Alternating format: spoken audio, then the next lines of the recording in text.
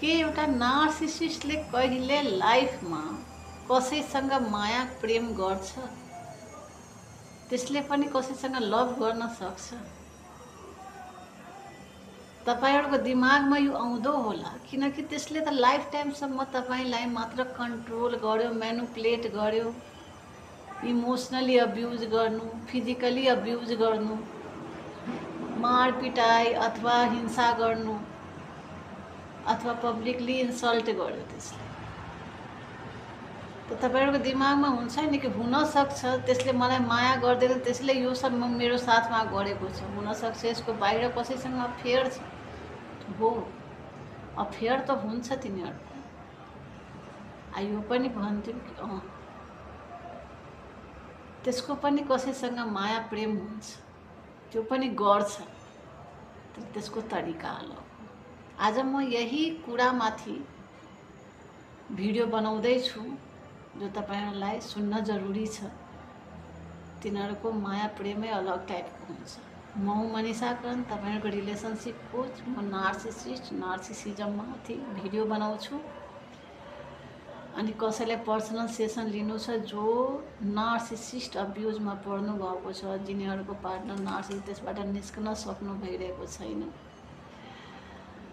अथवा बुझ्नै सक्नु भइरहेको छैन के गर्ने के नगर्ने, पर्सनल सेसनको लागि तपाईँ मेरो बायोमा गएर व्हाट्सएप नम्बरमा मेसेज गर्न सक्नुहुन्छ।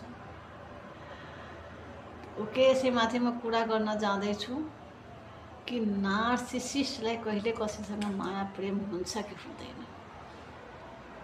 अफकोर्स हुन्छ, तर तिनीहरुको माया प्रेम गर्ने तरिका नै अलग हुन्छ।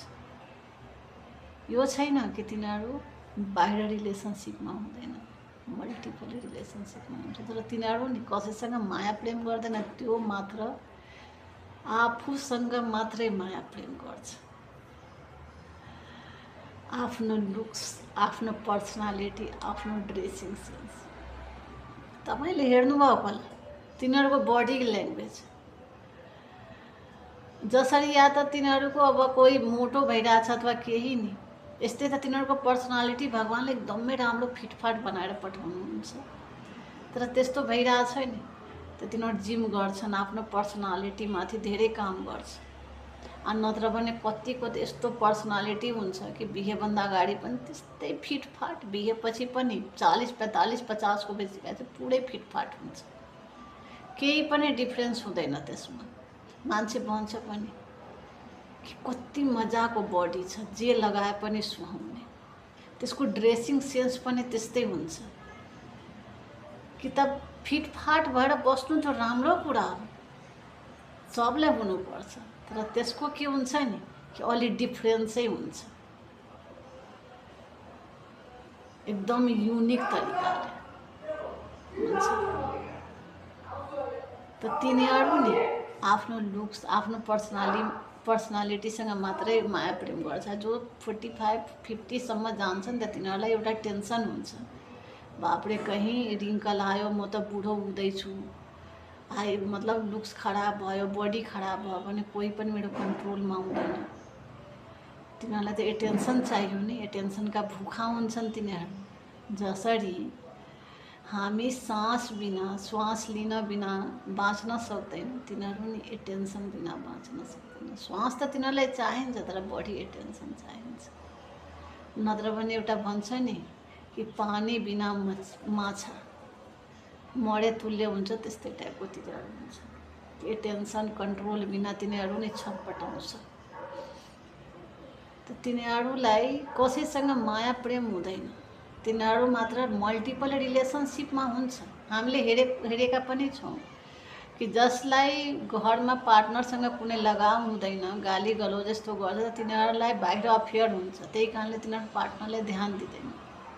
तर तिनीहरु त्यस्तो छैन, तिनीहरु बाहिर पनि रिलेसनशिपमा हुन्छ नि, त्यहाँ पनि तिनीहरु कन्ट्रोल गर्छ, एटेन्सन पाउनको लागि, कन्ट्रोल पाउनको लागि। तिनीहरु कुनै माया प्रेमको कारणले जाँदैन।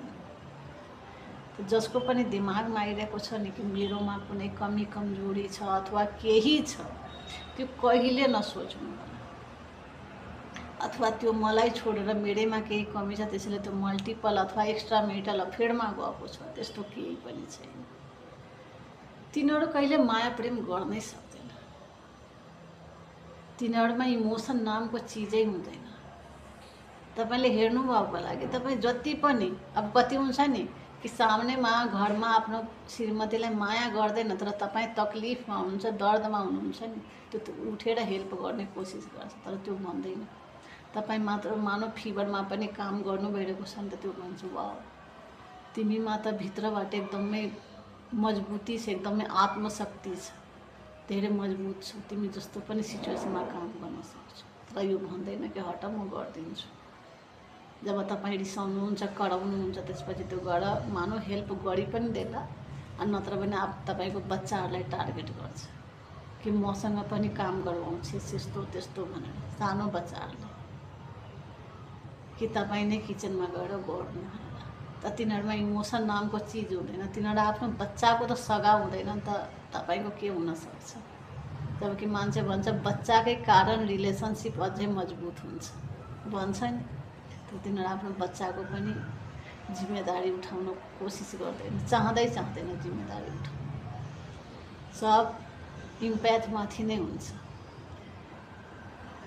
त त्यसैले तपाईँमा कुनै कमी कमजोरी छैन, हुन पनि सक्दैन। तपाईँ तिनीहरू नि यति खाली हुन्छन्, अब तिनीहरूलाई एटेन्सन पाउँदैन, कन्ट्रोल पाउँदैन नि, त तिनीहरू अझ इन्सिक्योर फिल गर्छ। भित्रबाट यति खाली हुन्छ नि कि तपाईँ जति पनि माया प्रेम दिनु न, तिनीहरूको कहिले पनि भर्दैन। जसरी हुन्छ नि कि खाली कुवामा जति पानी भरे पनि फेरि सुक्छ, त्यसै गरी त्यस्तै हो।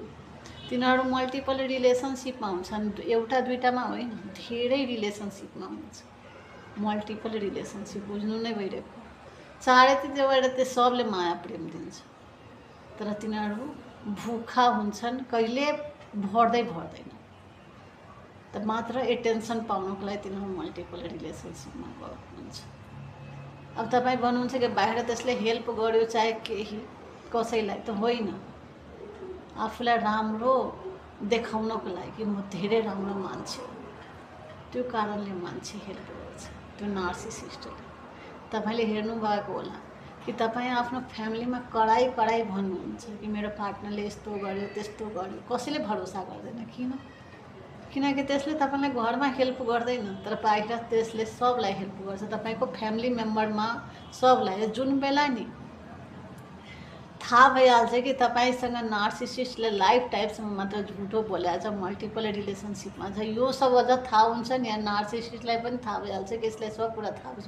त्यस बेला अझ धेरै तपाईँको फ्यामिली मेम्बरको अगाडिमा राम्रो बन्ने कोसिस गर्छ कि म नै भिक्टिम हुँ, मतलब त्यो नार्सिसिस्ट नै भिक्टिम छ, अनि तपाईँ नै एकदमै नराम्रो क्रिमिनल हुनुहुन्छ, क्रिमिनल माइन्ड, कि त्यसलाई तपाईँ लाइफ टाइमसम्म मात्र दुःख दिनु। यस्तो सोच हुन्छ।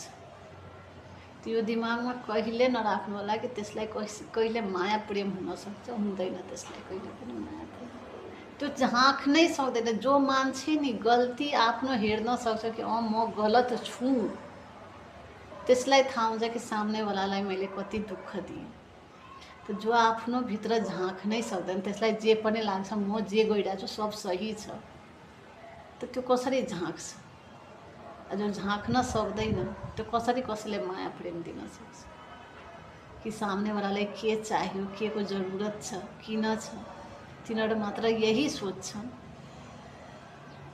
कि यो कसैलाई हेल्प गरिरहेछ नि, त त्यसको बावजुद त्यसलाई केही पाइन्छ, त्यो कारणले हेल्प गर्छ। किनकि त्यो पनि त्यही सोचको मान्छे हुन्छ नि, कि कसैलाई हेल्प गर्छ यो कारणले कि त्यसलाई पनि केही पाइन्छ, रिटर्नमा केही आउँछ, त्यो कारणले। त यो दिमागमा कहिले नराख्नु होला कि तपाईँमा कमी छ अथवा त्यो माया प्रेमको कारण बाहिरको, तपाईँ पर्फेक्ट हुनुहुन्छ। यो भिडियो तपाईँलाई राम्रो लाग्यो भने लाइक कमेन्ट सेयर जरुर गर्नु, जो अरू ठाउँसम्म पनि पुगोस् कि मान्छेले थाहा होस् कि तपाईँमा केही कमी छैन। त कमी त्यसैमा हुन्छ। साथसाथ कुनै पोइन्ट छुटेको छ भने मेरो कमेन्टमा लेखिदिनु होला कि म अर्कोचोटिदेखि यसमाथि भिडियो बनाउन सकूँ, अर्को भिडियो।